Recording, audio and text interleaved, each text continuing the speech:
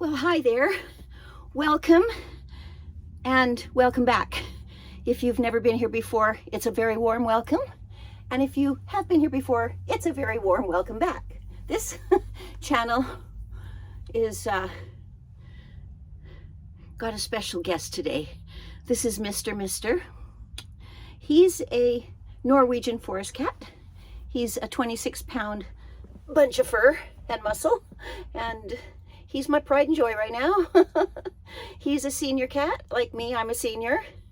And every now and then he'll show his face to the camera, but he's pretty private. He doesn't really like to show too much of himself, but yeah, he's a good boy. I'm gonna let him go now and say hello properly. Goodbye, mister. Go enjoy your treats. He's got treats over there and he's going to enjoy them. Anyways, my name is Mimi. I'm also known as Lori. And this is Mimi on the Move. If you've been here before, you'll know that this channel is dedicated to two very precious young ladies that I have not seen for a very long time. If you haven't been here before, please read the description of what the channel is about, or read the about what the channel is about, and it'll fill you in. This channel is a mix and a match and has many different topics available from me to you, because this is a chronicle of who I am, a legacy to leave to my granddaughters, Daisy, Ray, and Poppy. And I want to show all sides of myself, good, bad, pretty, ugly, all of it. We've all got all those components, and I want them to know, well, once I'm gone especially, I want them to know who it was that loved them so dearly and still does and always will, because they'll have no reference of me at all unless I leave something for them. That's what this channel is about.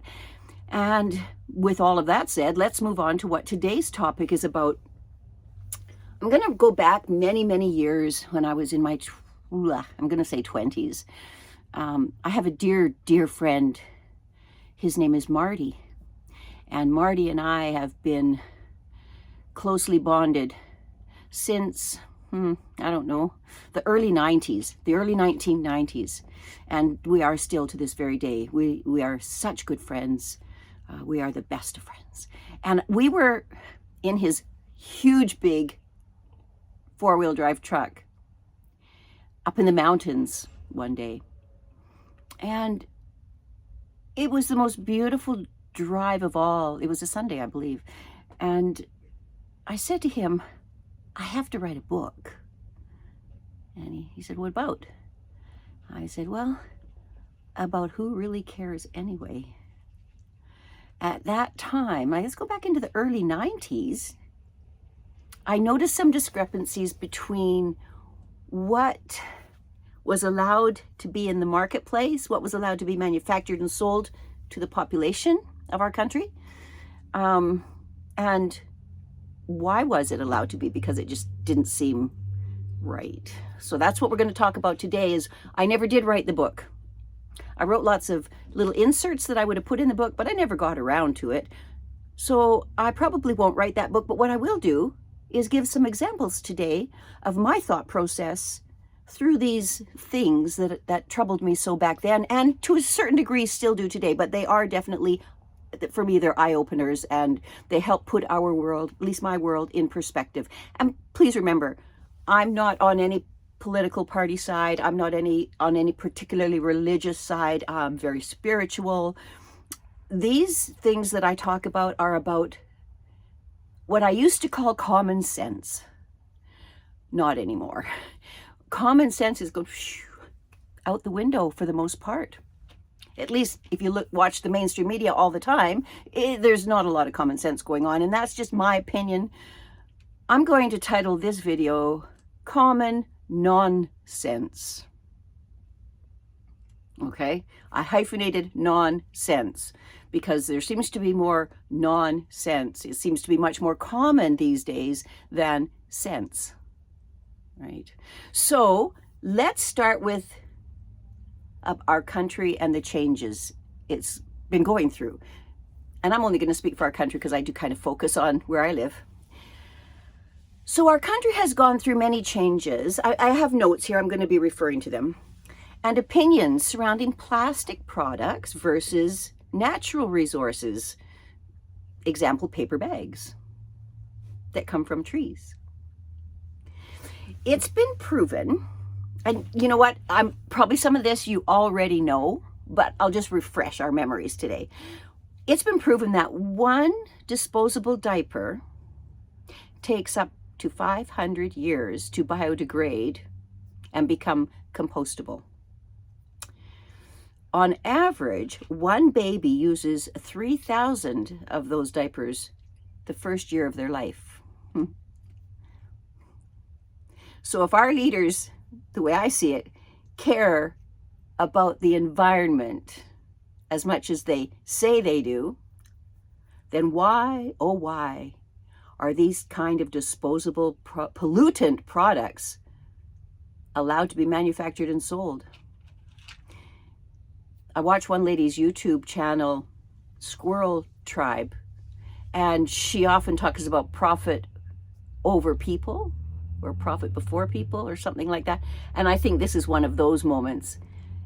The profit the companies make and the kickbacks everybody gets seem to be more important than the environment. So that's when I was saying to my friend Marty way back when, is like, well, who really cares anyways? They say they care, but the actions speak louder than words. And the actions are they make these toxic to the environment products and sell them, and people buy them. Why? Mostly convenience. Okay. And we all like a little convenience. There's no doubt about that. But it is a contradiction of terms about who really cares anyway, right? And I'm not talking about the individual purchaser as much as I'm talking about the people that run the government and the controls over manufacturing, marketing, and so on, and retail sales. So plastic waste is one of the many types of waste products that takes much, much too long to decompose, causing toxic environments in the soil, in the air, in the water, etc. Normally, an average plastic item would take up to 1,000 years to decompose in landfills. So all those things that go to the dump, that's how long that would take to decompose them. But plastic bags that we often use in our daily life, they take 10 to 20 years to decompose, while plastic bottles, up to 450 years to decompose. So there we have it. Diapers, plastic bags, plastic bottles, they take years and decades and lifetimes to decompose. So why? Why does the people in power say they care when that alone indicates not caring, in my humble opinion?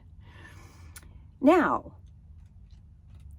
it makes good common sense to me to use products that come from trees. Now before we get all funny about that, because I remember when my son, who's now 53, I'm in my 70s, I remember when the government said no more paper bags, they're causing too much destruction of our forests and whatnot.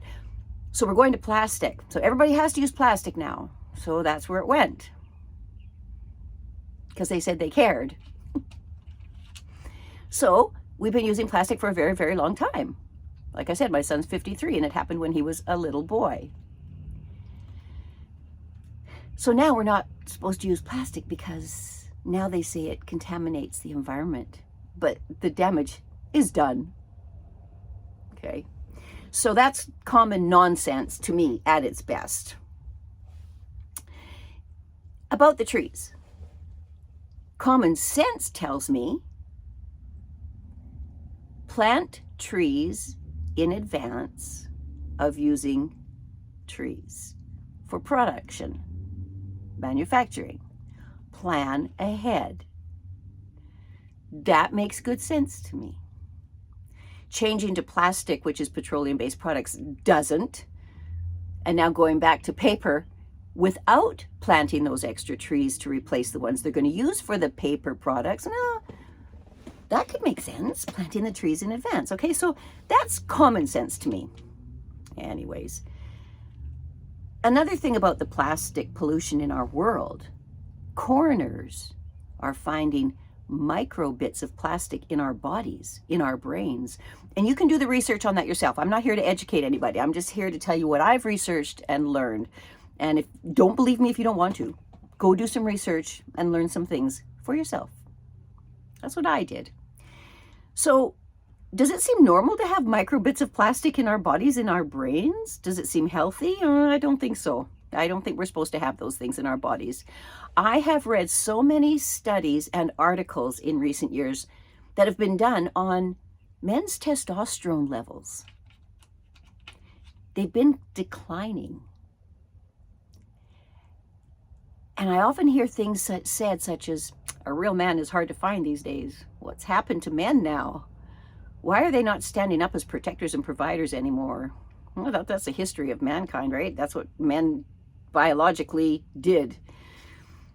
I can't help but wonder if it has anything to do with the amount of plastic use in our culture. You see, I've got 3 things to say about that I've learned. This is not opinion. Many studies are showing that excessive plastics in our world changes and lowers the testosterone production and reproductive health in males. The second thing is, a University of Michigan study found that adults, males, and young boys that are exposed to high levels of phthalates, it's spelled PHTHALATS, you can look that up. They have a significant reduction in testosterone production as well. Number 3, the research also indicates that chronic exposure to polystyrene plastics can induce male reproductive toxicity and decrease, again, testosterone levels. Testosterone is what makes a man, right? Number 4, exposure to polystyrene microplastics can cause alterations in testicular histology, abnormal spermatogenesis, and interference of the serum hormone secretion. Well, if those aren't 4 good reasons to not have plastic in everything, I don't know what is. And then I tried to find studies on the toxicity of using trees, wood products, paper products, right? I tried to, because I want to balance this out. I want to do both sides. I have found no studies showing that products made from trees cause any abnormalities in the human body. If you find something, let me know. I'll correct that. I'm always open to being corrected because I like to learn things. So yeah, so that's about all I have to say about the trees. My second thing today, again, these subjects are probably all going to be a little bit controversial depending on how you think, but that's what makes the world go round. We all think our own way and come to our thoughts because of the things that we've learned and know. So I'm here just to share mine, but you know that. Now, this next bit is controversial. So I'm going to stay focused on the studies and the science rather than my opinions, okay? Because I'm not here to change people's minds. I'm just here to throw some things out there to help us do a little more thinking about things. If the C19 injection prevented you from getting the CV flu, and if it prevented transmission of the CV flu to other people, then why did it matter if some people chose not to get that injection? Okay. Now, at that time, several years ago, as we all are very well aware of, there had been no human studies to test the safety and efficacy of the injection. However, it was tested on 11 mice. You can look that up. You can do your research, okay? You don't have to believe me. But then, during year 3 of that time, the WHO, the Center for Disease Control, started to backtrack a little bit, and they lowered their rhetoric and instructed the media to lower their rhetoric by saying that the injection would lessen your symptoms when you actually got the CV flu. That's quite a switch after a few years, right? Because of all the things that happened that first couple of years to people, to children, the lockdowns, the not being able to see your families, the grandparents and people that were passing away without anybody by their side. There was a lot of damage done from that information in the beginning. So then we move on to the science, the studies that weren't done, never performed on mask wearing with regards to virus transmission. There was no studies. And yet it was mandated globally to wear your mask. Many places you couldn't go into unless you had a mask. And people were making masks like crazy out of cotton, out of different fabrics, even fabrics with chemicals in them. Children were trying to breathe properly and get more oxygen than carbon dioxide with these masks on, and that would have been almost impossible. Again, the rhetoric changed after a few years admitting that masks did not stop virus transmission. Now, to date, you can look this up too, the CV injection is still listed and considered to be an experimental drug. Why? Well, as far as the legal matters go, as long as it's considered experimental, the drug companies cannot be sued for any personal damages or deaths connected to that injection. No studies were ever conducted around people staying 6 feet apart, and yet it was mandated that people had to keep their distance from one another. And even with their injections and their masks, they were still considered dangerous to one another. Now, if the injections stopped the transmission and spread of it, if the masks also prevented other people from getting something from you, why then did they make everybody stand at least 6 feet apart? Did the injection and the mask maybe not work? Well, you decide. Why was the media instructed to demonize ivermectin? Ivermectin, look it up, has been used to treat viruses, human viruses, as well as vets, because that was the big bad boo-boo on that. But ivermectin has been used to treat human viruses and diseases for over 90 years prior to the CV pandemic. And it has a proven track record for safety and efficacy. It's already been proven in science. Look it up. It's also extremely affordable, even for the poorest of families. Well, my. It was banned. The media was instructed to say it was horse medicine. Yes, it's used in vets too, like animals, farms. It's used for humans and animals. But that wasn't explained that way at that time. And then we've got, during the Big P, restaurants and bars had to stop serving alcohol after 10 p.m. The way my brain works, I'm going, did the CV virus somehow decide to strike more people after 10 p.m.?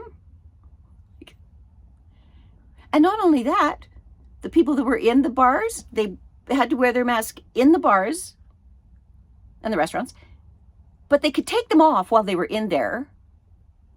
Then they had to put them back on again to walk out the door. Where's the common sense in that? That to me is like major common nonsense to me. Big box stores were permitted to stay open for businesses during the pandemic, and yet small businesses were mandated to lock their doors or keep people out and let them in one at a time. So I had to ask myself, did this virus have something against small businesses?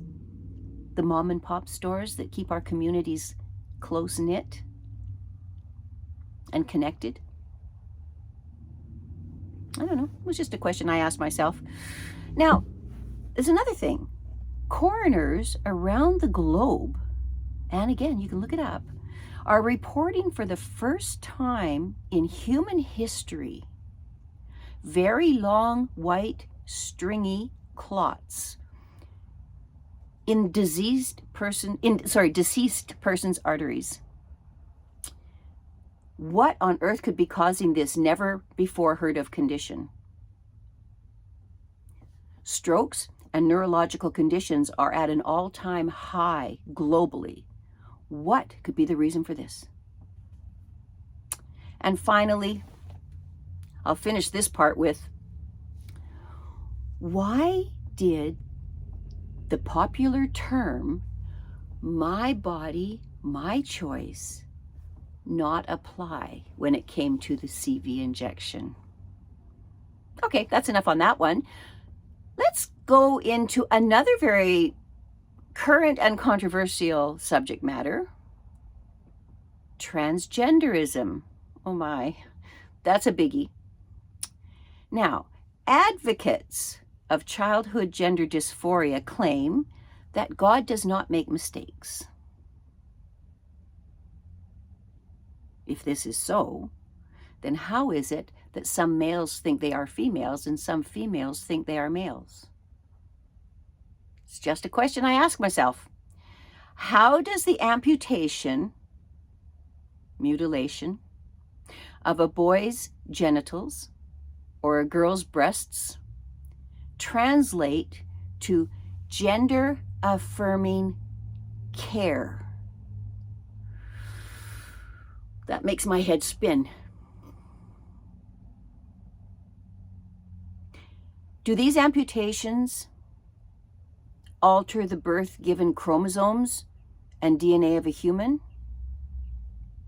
The scientific answer is no.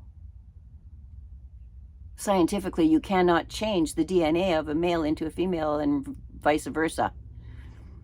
If you were born with XY chromosomes, you're male. If you were born with XX chromosomes, you're female.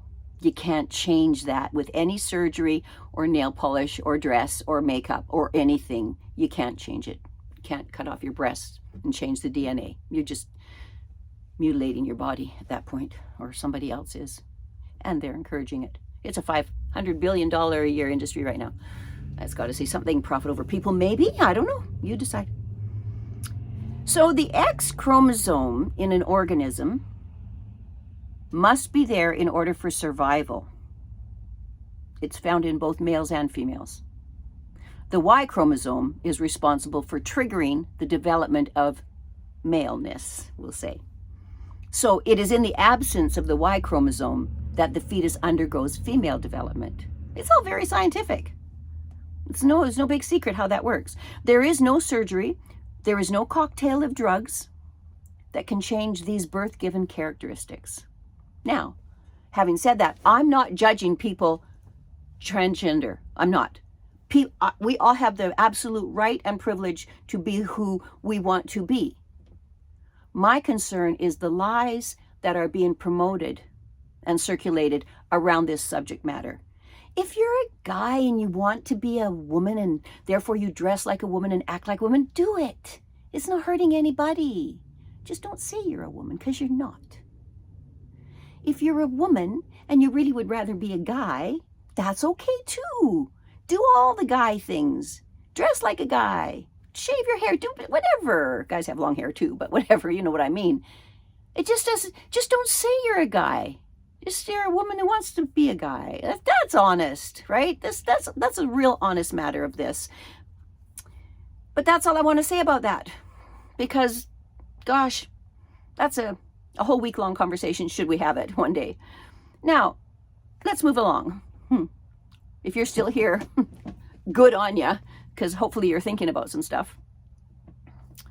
With all the amazing technological advances in the science of nutrition and well-being, why is North America one of the most unfit, unhealthy, undernourished, overfed populations in modern civilization? Huge question mark.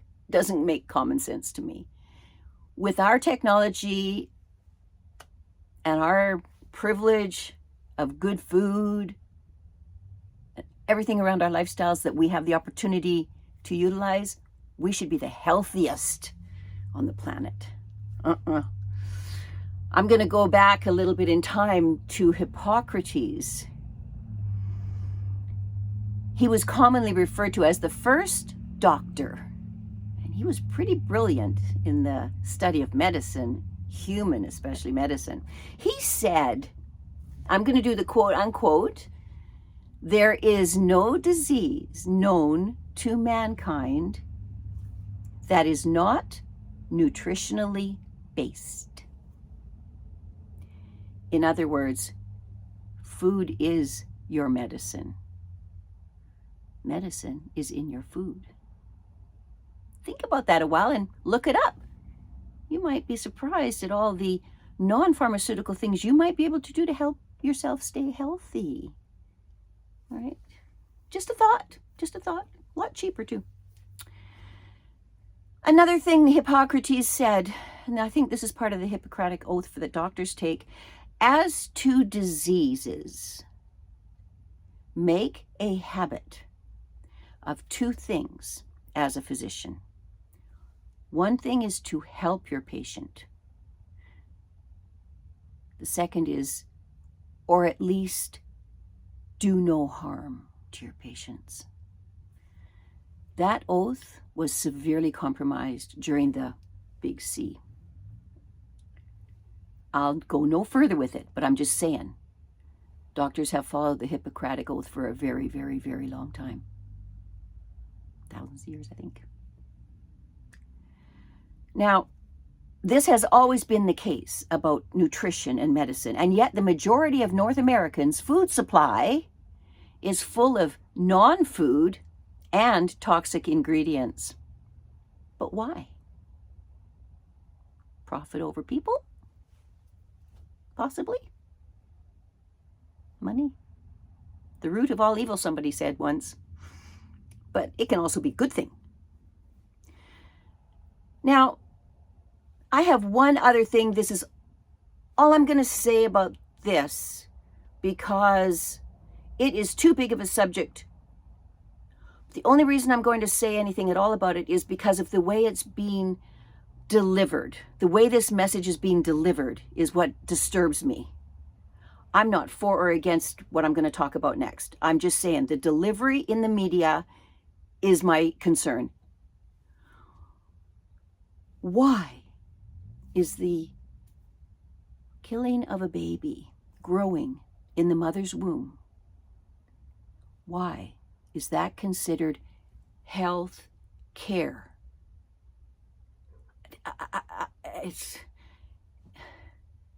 I can't even talk about it because I believe it shouldn't be called health care.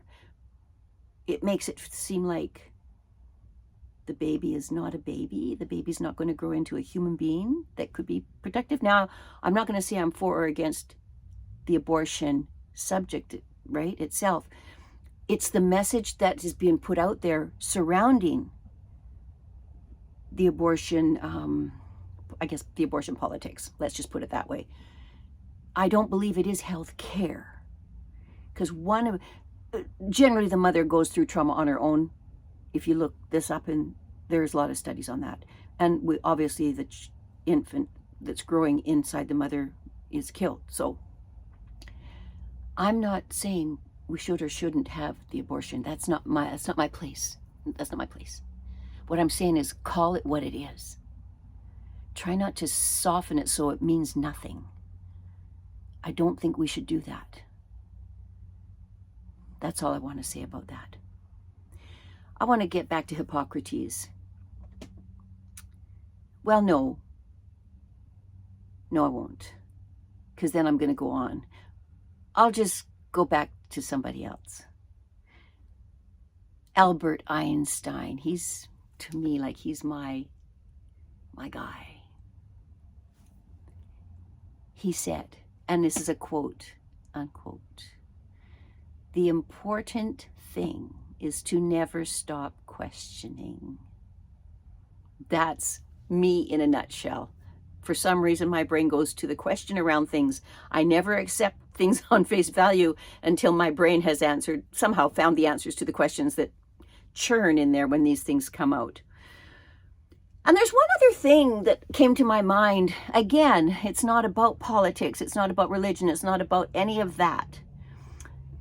But I read something one time about a tactic that was very widely used by communist societies. And I think we can all be quite grateful that we didn't live in any and grow up in any of those societies. But let me tell you what I learned about communist thoughts, how they run their communist countries. A communist dictatorship knows that you know the truth. But when they can get you to deny what you know to be the truth, that's when they can break your spirit. We all know the truth. You know, I know, they know.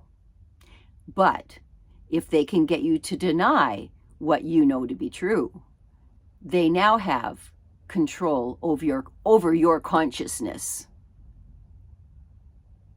That's how a communistic society is built. For example, I'll just give you an example in case that didn't make any sense. When you look at a male, if they can get you to look at that person and say, he's a woman, and you do it, they now have power over your consciousness. They have broken you, and you admit it by saying what they want you to say, knowing full well it's not true. So that's my question period for the day. I don't have answers. I wish I had more answers, but I'll keep doing my search. And just so you know, I live in a 24-foot Transit 350 all-wheel drive, full-time with Mr. the cat that you saw. And on the back door of my unit, I have a really cool picture of Albert Einstein, because I will never stop questioning. And with that, I'll leave this with you. Do with it what you may. Burn it, delete it, share it. In any event, you'll see me next time with a completely different subject matter, and it's going to be about an evil stepmother. Lament. Till then, take care, be well, keep asking questions.